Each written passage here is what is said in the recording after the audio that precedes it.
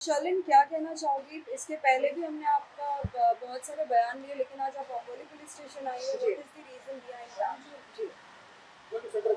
8 नवंबर की शाम को राखी सावंत और उनकी वकील फाल्गुनी ब्रह्मभट्ट के खिलाफ एफआईआर दर्ज हुई अम्बोली पुलिस चौकी में। आप देख सकते हैं, ये उस एफआईआर की कॉपी है।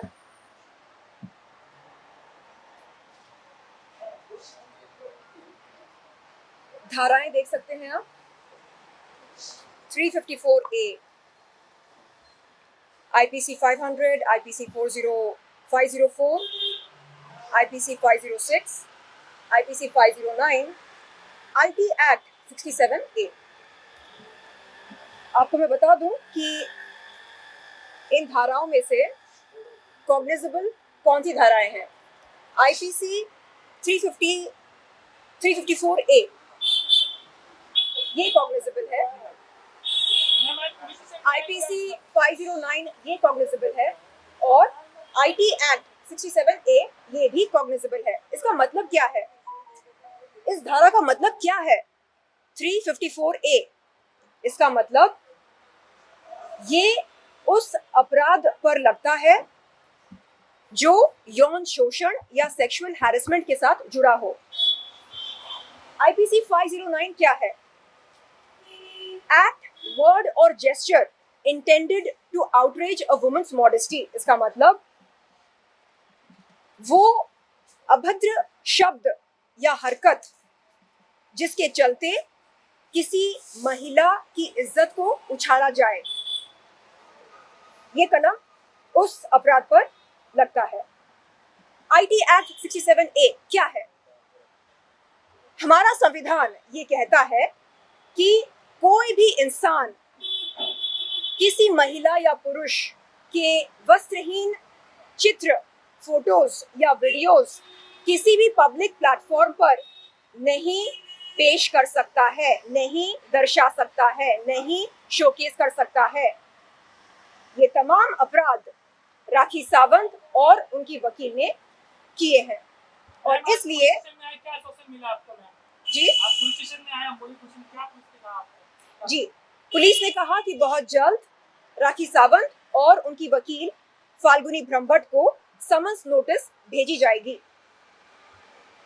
आपको मैं बता दूं कि सबसे पहले मैंने राखी सावंत के खिलाफ जुहू पुलिस चौकी में शिकायत दर्ज की थी। आप ये देख सकते हैं और डेट भी देख सकते हैं, 3 नवंबर, जिस दिन उसने अपने जिम के बाहर खड़े होकर मेरे बारे में अश्लील अभद्र टिप्पणियां की थी। जुहू पुलिस चौकी ने क्या कहा? जुहू के SI सीनियर इंस्पेक्टर ने कहा कि क्योंकि अपराध जिस जगह पर घटी थी वो उनके जुरिसडिक्शन में नहीं आता है, इसलिए मुझको SI ने कहा कि मैं उस पुलिस चौकी पर जाऊं जो वारदात की जगह के बहुत ही नजदीक हो। वारदात की जगह क्या है? फिटनेस फर्स्ट, ये वो जिम है जिसके बाहर राखी सावंत ने मेरे बारे में अश्लील अभद्र टिप्पणियां की और मेरे वस्त्रहीन फोटोज और वीडियोस तमाम मीडिया वालों को बुला बुलाकर दिखाए। तो मैंने क्या किया? जुहू पुलिस चौकी से निकलकर मैं गई ओशिवरा पुलिस चौकी में। वहां पर उस समय SI मौजूद नहीं थे, तो मेरी बातचीत हुई रजनी मैम से, जो PI हैं, पुलिस इंस्पेक्टर। रजनी मैम ने मुझे समय दिया और मेरी शिकायत सुनी और शिकायत में जो धाराओं का जिक्र हुआ है उन्होंने कहा कि वो धाराएं एकदम सही बैठती हैं और वो मेरी शिकायत लेने ही वाली थी कि अचानक उन्हें एहसास हुआ कि fitness first gym Oshiwara jurisdiction में नहीं आता है। तो उन्होंने मुझसे कहा कि मैं अम्बोली पुलिस चौकी पर आऊं।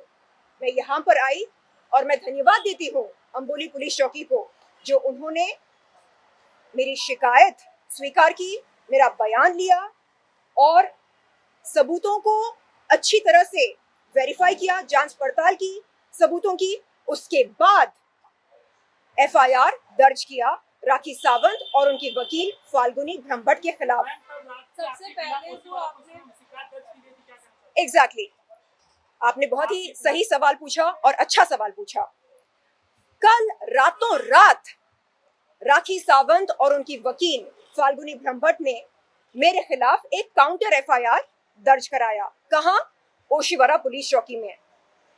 मैं यहां से तत्काल ओशिवरा पुलिस चौकी जाने वाली हूं।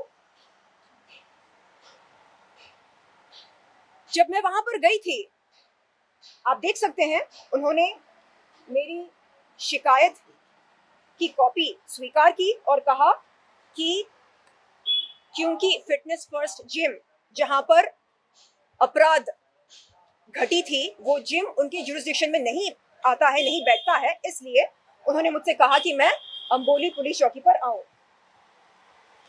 तो ये देखिए, ओशिवरा पुलिस चौकी ने मुझको ये पत्र भेजा मेरे घर पर। इसमें लिखा है कि क्योंकि fitness first gym Oshiwara jurisdiction में नहीं बैठता है, नहीं आता है, इसलिए वो मेरी शिकायत की कॉग्निजेंस नहीं ले सकते हैं। ये वो पत्र है जिसमें ये लिखा है। अब तत्काल मैं जाने वाली हूँ ओशिवरा पुलिस चौकी। मैं जाकर वहां पर ये पूछने वाली हूँ कि रातों रात ऐसी क्या मजबूरी आ पड़ी उस पुलिस अधिकारी पर जिन्होंने मेरे खिलाफ एफआईआर दर्ज किया। मैं जानना चाहती हूँ कि क्या आईपीसी 500, आईपीसी 504, आईपीसी 506 क्या ये कॉग्निजेबल है, ये धाराएं? इसका जवाब है नहीं, ये नॉन कॉग्निजेबल है। अब बचा क्या उनके एफआईआर में? कौन सी धारा बचती है? आईपीसी 509। ये धारा उन्होंने मुझ पर लगाई।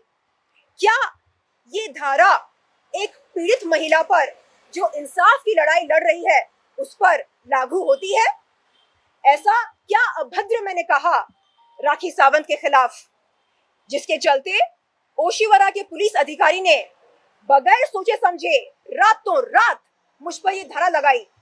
मैं जानना चाहती हूँ और मैं ये विनती करती हूँ कि एक कमेटी का आयोजन किया जाए ताकि ये पता चले कि उस पुलिस अधिकारी पर ऐसी क्या मजबूरी थी जिसके वजह से रातों रात उन्होंने मुझ पर आईपीसी 509 की धारा लगाई।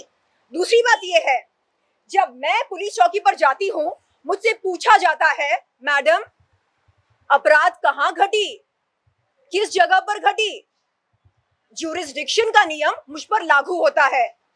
जब राखी सावंत और उनकी वकील फाल्गुनी ब्रह्मभट्ट ओशिवरा पुलिस चौकी जाते हैं और कहते हैं कि शर्लिन चोपड़ा ने राखी सावंत के खिलाफ कुछ अभद्र शब्द कहे या अश्लील शब्द कहे, तो क्या उनसे पुलिस अधिकारी ये नहीं पूछती है कि शर्लिन चोपड़ा ने ये शब्द किस जगह पर कहे? क्यों ये सवाल उनसे नहीं पूछा जाता है? क्या ज्यूरिसडिक्शन का नियम केवल शर्लिन चोपड़ा पर ही लागू होता है? ये नाइंसाफी क्यों? मैं निवेदन करती हूं हमारे उप मुख्यमंत्री देवेंद्र फडणवीस जी से, जिनके जो पुलिस प्रशासन को संभालते हैं। सर, मैं आपसे निवेदन करती हूं कि आप तत्काल एक कमेटी का आयोजन करें जो ये पता लगाएं कि रातों रात ऐसी क्या मजबूरी थी ओशिवरा पुलिस चौकी के पुलिस अधिकारी पर जिन्होंने बगैर सबूतों के जांच पड़ताल के शर्लिन चोपड़ा पर आईपीसी 509 की धारा लगाई। मैं आपसे पूछती हूं, एक महिला अगर मुझे वैश्या कहती है तो क्या मैं उसका जवाब ना दूं? मैंने केवल इतना कहा कि एक पब्लिक इवेंट में मेरी मुलाकात हुई थी राखी सावंत से, और उस पब्लिक इवेंट में राखी सावंत ने स्वयं मुझको ये बताया, ये जानकारी दी कि उसके पास मेरे इवेंट क्वेरीज आते हैं। मैंने पूछा, राखी मेरे इवेंट क्वेरीज तेरे पास क्यों आते हैं? उसने कहा कि वो प्राइवेट इवेंट्स की बुकिंग्स लेती है। इस जानकारी के चलते मैंने मीडिया के सामने ये बात रखी। मैंने कहा कि हाँ, वो दलाल है। अब मैं आपसे पूछती हूँ, क्या दलाल एक ऐसी गाली है जिस पर आईपीसी 509 की धारा लगनी चाहिए? क्या स्टॉक मार्केट में, क्या रियल एस्टेट में दलाल शब्द का प्रयोग नहीं किया जाता? दलाल वो इंसान है जो दूसरों की कमाई से कमीशन लेता है।